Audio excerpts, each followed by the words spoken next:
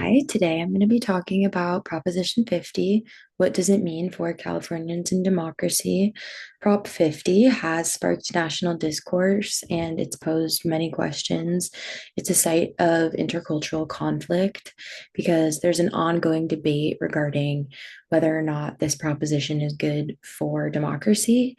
And along with that, its impacts on different cultural groups, political parties, minorities, and subcultures are still unknown.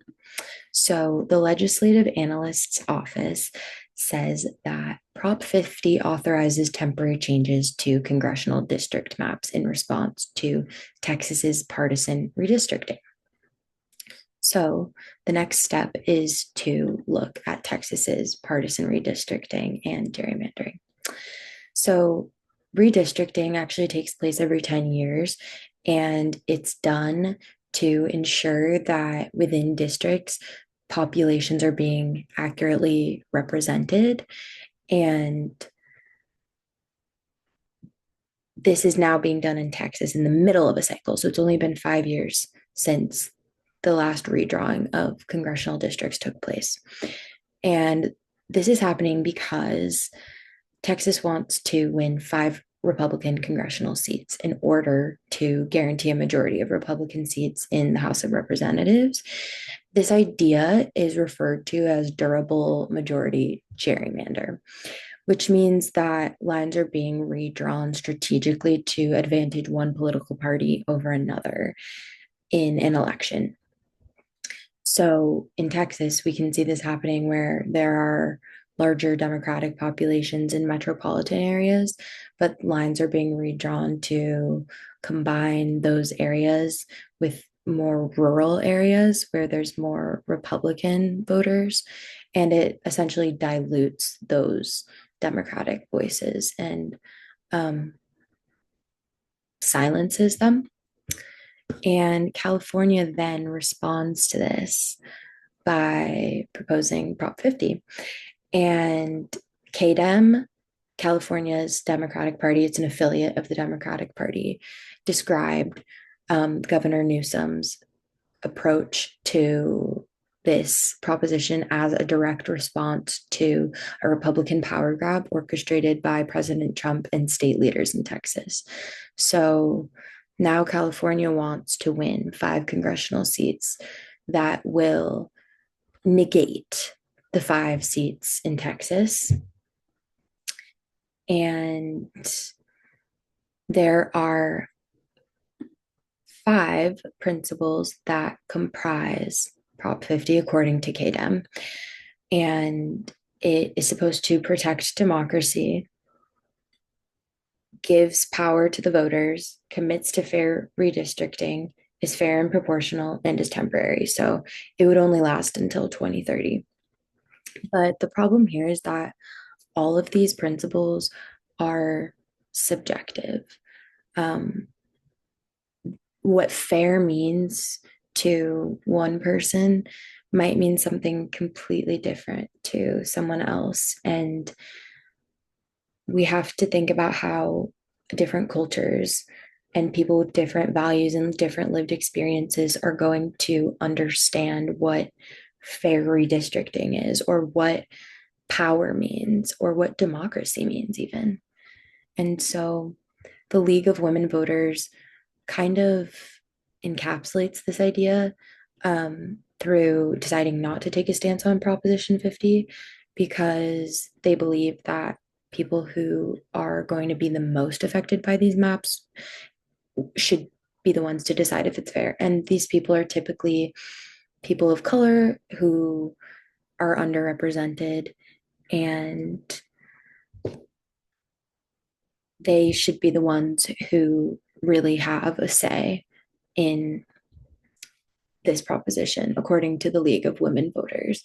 Um, that being said, there are supporters of the proposition who are very prominent political figures, including Obama, and LA Times even covered his response to Prop 50, and he's endorsing yes on Prop 50 because he believes that this is actually necessary to building a more inclusive democracy. So Obama's arguing that this proposition will ensure that these underrepresented voices are being heard and that their votes are not being discounted.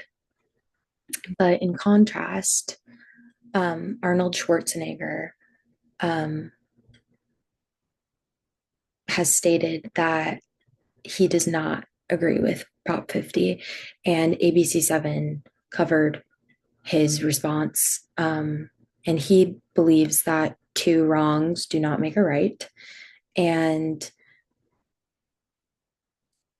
here it's more about democracy, but really we can see that there's tension between the Republican and Democratic Party. And while Schwarzenegger is not a Trump supporter necessarily, doesn't really align with a lot of Trump's policy, um, there is a definite point of contention between these two parties.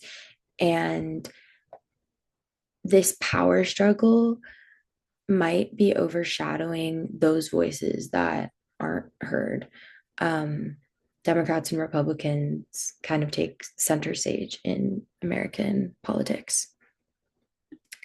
So there's very little research that addresses underrepresented communities directly and how this proposition would truly impact them. Um, what would it mean for Native reservations and their land rights? Will districts be impacted on laws regarding tax policies? And are these people really being accurately represented through these lines, or are they merely being drawn just to cheat the election system? And this then begs the question of what does it mean for democracy? And democracy might take on different meanings for different individuals. Some of the core principles of democracy are freedom, equality, protection of rights, but these are also subjective. Freedom for someone in a position of power or someone in the upper class might be completely different than freedom for someone who's living in poverty because they're living in two different realities. Um, and these perspectives have to be considered when trying to maintain the integrity of democracy. So, yes or no? I am struggling to answer this question myself as someone who is a registered Democrat. I am wondering if I have the right to decide that my beliefs triumph over others. Um, and even though I believe that maybe my beliefs are more beneficial to the common good, that doesn't necessarily mean that it's right to assume that my beliefs should represent everyone. And it's a very complicated matter um, that is going to impact people differently. Some people may not even be impacted by it. And there are so many pieces to this. And we have to look at all of the different perspectives and think beyond just Democrats and Republicans. Um, and with that, that is the end of my case study. These are my works cited. And thank you for watching.